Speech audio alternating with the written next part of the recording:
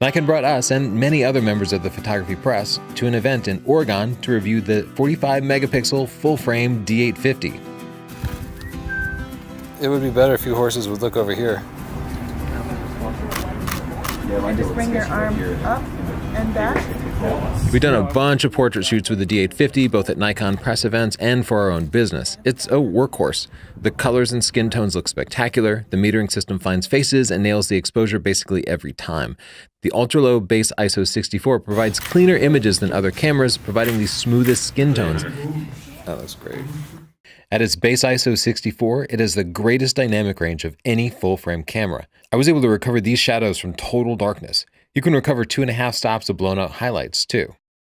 For portrait and wedding photographers who don't want to deal with the full 45 megapixels, it's easy to scale it down in camera to smaller RAW files.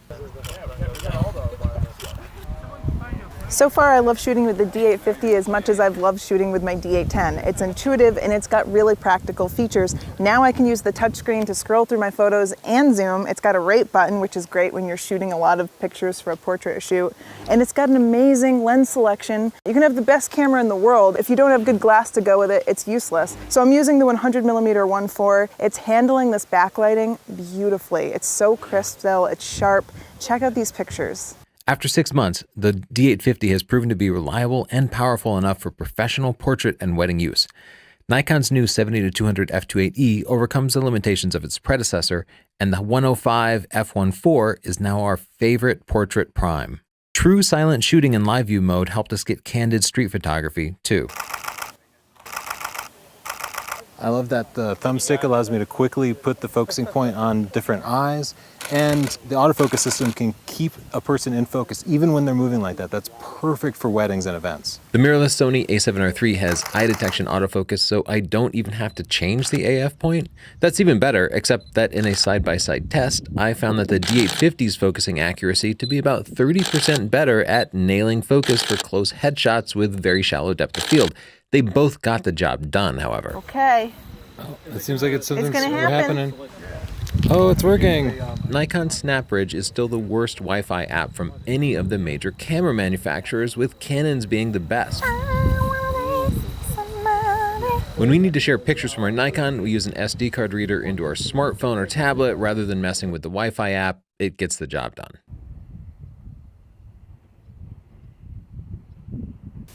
A feature that I really enjoy for landscapes is this tilty screen. It means that I can get a lower angle without having to lay on my stomach or awkwardly make the tripod shorter. It also has focus peaking, so I can make sure that my subject is in focus, and it has touch focusing, which is really nice. You can even touch and take a picture all in one step. The live view touch focusing isn't perfect. It took a few times for me to get the shot in focus, but it still works better than other Nikon cameras. When you're picking out a camera for landscape, you have to think about the glass that goes with it. Nikon has incredibly sharp wide-angle glass for landscape, like the 14-24, which we used for most of this trip. So far my experiences with the D850 are as impressive as I had hoped that they would be. While the D850's large size makes it more cumbersome than mirrorless cameras, the image quality, durability, and lens selection are unbeatable.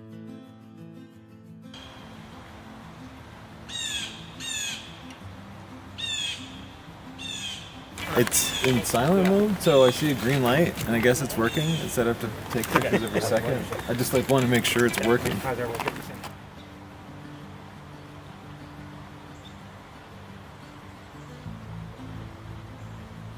The mirror doesn't come up, I guess. The mirror just must stay down. I guess it's going.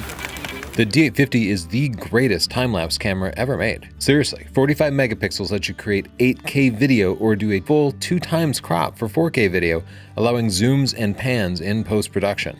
To save yourself processing time, the D850 can record time-lapses directly to a 4K video file. However, I found the flickering made these files unusable.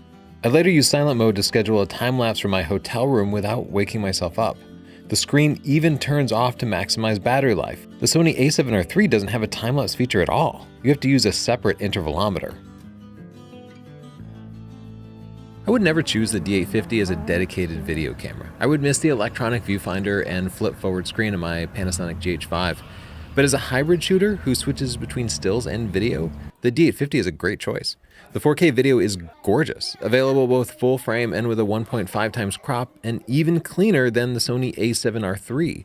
While it lacks the smooth focusing of the Canon 5D Mark IV, the ability to shoot without a crop and use a real video codec make it a much better video camera than the Canon for the way most people shoot. Of course, the lack of sensor stabilization means walking shots aren't as smooth as mirrorless cameras. The focus tracking while recording video is better than the other Nikons that we've seen, but you probably wouldn't want to use it while shooting action.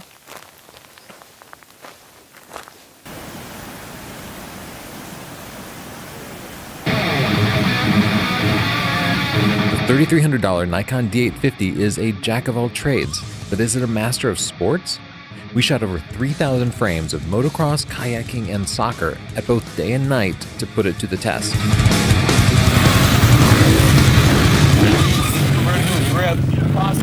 Okay, the audio was a little rough at this Nikon press event, but you can buy a $400 vertical grip, a $200 battery, and a $30 charger to speed the D850 from 7 frames per second to 9.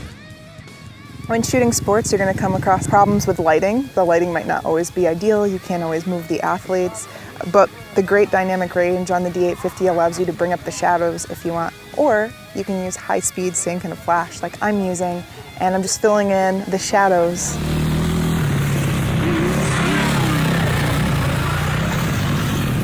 You can easily configure this camera to have 2 AF-on buttons. That means you can have 2 different autofocusing modes, and that's incredibly helpful for wildlife and sports photography. It buffers at about 40 full-frame RAW shots, which means aggressive shooters need to carefully budget your shooting to avoid missing the best moment. If you switch to JPEG or DX mode, the buffering problems disappear. DX mode lets me crop in camera 1.5 times, producing 20 megapixel pictures. It's like they packed a D500 into my full-frame camera, and the digital zoom essentially turns my 70 to 200 into a 70 to 300 without a teleconverter. I deserve it. After having 2 Canon 5D cameras ruined in a sudden rainstorm, we understand the importance of weather sealing to outdoor photographers. Compared to the Sony a7R III, the D850 seems to have much better weather sealing. If you need high megapixels and you need to be out in any conditions, the D850 is your best choice. Though Lightroom has gotten faster, building previews for thousands of 45 megapixel pictures remains a torturous, time-consuming process.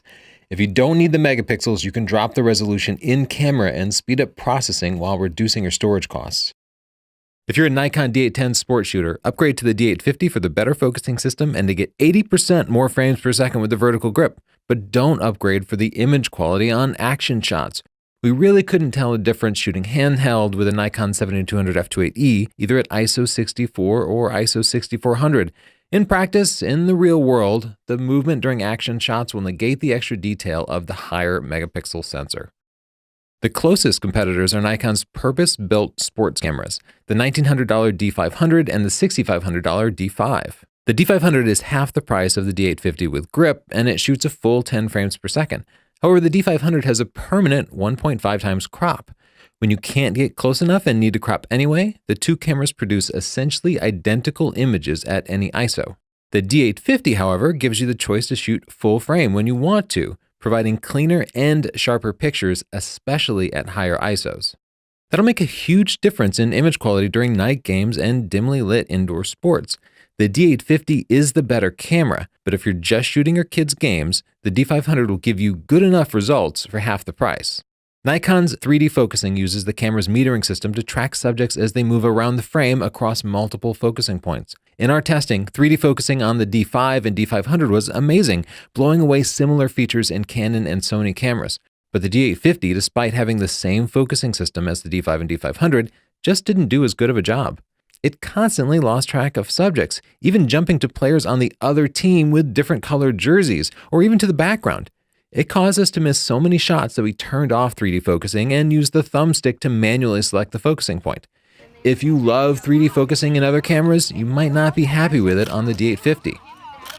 In summary, the D850 is our favorite DSLR of all time. The only camera that even comes close is the Sony a7R III. Subscribe and click the notification bell to watch our upcoming comparison. For detailed information about image quality and wildlife photography, watch these 2 videos. Watch this video for a free tutorial for the D850 and about 50 other popular cameras. If you want to improve your photography, but you don't have thousands of dollars to upgrade your gear, you can get our photography book for $20. It includes 14 hours of video never before seen here, and we have a bunch of tips and techniques that you've probably never seen before. So check it out in the link below.